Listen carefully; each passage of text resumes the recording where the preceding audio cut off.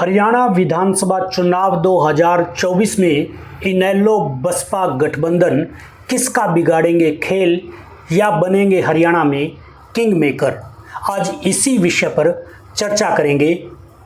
नमस्कार, मैं विनोद विक्टर, आप देख रहे हैं सियासी चश्मा। हरियाणा में अगर जेजेपी के कमज़ोर होने से सबसे ज़्यादा खुश है तो वो इनेलो है, क्योंकि जो जेजेपी में वोटर छिटक कर गया था, जो जेजेपी का बेस वोटर था, वो बेस वोटर चौधरी देवीलाल की विचारधारा का वोटर है, जो कहीं ना कहीं इनेलो से ही छिटक कर जेजेपी में गया था जब ये दोनों पार्टियां अलग हुई थी। अजय सिंह चौटाला ने अपने बेटों के साथ अलग दल जेजेपी बना लिया था।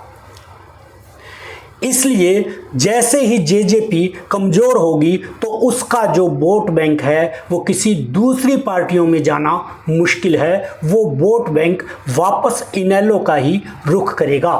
ऐसी ही उम्मीद इनेलो के नेता भी देख रहे हैं। दोस्तों, पिछले दिनों जैसे ही जेजेपी में भगदड़ मची और उसके विधायक एक एक करके छोड़कर दूसरी पार्टियों की तरफ चले गए और उन्होंने अपना रास्ता अपना लिया, तो इससे सबसे ज़्यादा फायदा अगर किसी पार्टी को होने वाला है तो वो इनेलो को ही होने वाला है। वही इनेलो ने बसपा से गठबंधन करके हरियाणा में एक तीसरा विकल्प देने की कोशिश की है। अभय सिंह चौटाला ने कई बार कहा है कि वो हरियाणा में छोटी पार्टियों के साथ मिलकर तीसरा विकल्प बनाएंगे। दोस्तों, बसपा एक कैडर बेस पार्टी है और उसका हरियाणा में भी अपना एक वोट बैंक है। अगर इस अभय सिंह चौटाला बसपा के राष्ट्रीय कोऑर्डिनेटर आकाश आनंद के साथ मिलकर हरियाणा की प्रत्येक विधानसभा क्षेत्र में जा रहे हैं और वहां कार्यकर्ताओं की बैठकें ले रहे हैं और लोगों को यह एहसास कराने का प्रयास कर रहे हैं कि इनेलो और बसपा गठबंधन हरियाणा में एक तीसरा विकल्प है। दोस्तों, इसमें कोई दो राय नहीं कि हरियाणा में इनेलो का बसपा से गठबंधन होना और जेजेपी का कमज़ोर होना इनेलो के लिए फ़ायदेमंद है। कहीं ना कहीं जो सर्वे रिपोर्ट बता रहे हैं कि इस बार हरियाणा में किसी भी पार्टी को बहुमत नहीं मिलेगा।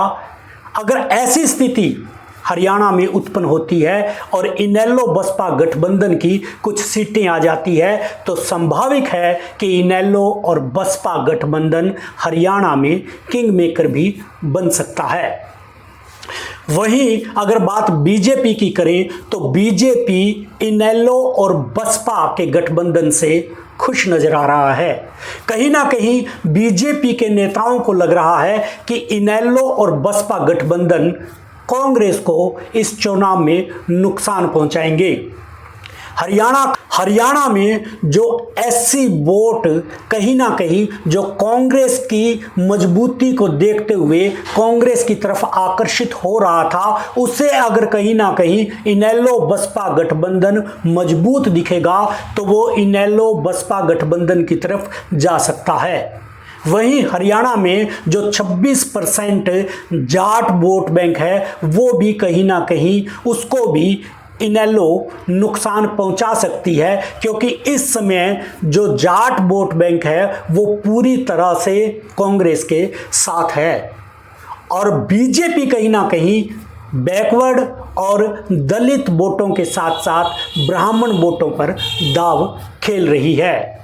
इसलिए बीजेपी को कहीं ना कहीं लग रहा है कि इनेलो और बसपा के गठबंधन से उससे इस चुनावों में फायदा होगा। दोस्तों, मैं आपको बता दूं, चौधरी भूपेंद्र सिंह हुड्डा पूर्व मुख्यमंत्री, कांग्रेस के बड़े नेता, उन्होंने तो कई बार सार्वजनिक सभाओं में ये बात कही भी है कि इनेलो बसपा जो हैं ये वोट कटवा पार्टियां हैं। ये जीत के लिए नहीं लड़ रही हैं बल्कि ये वोट काटने के लिए लड़ रही हैं।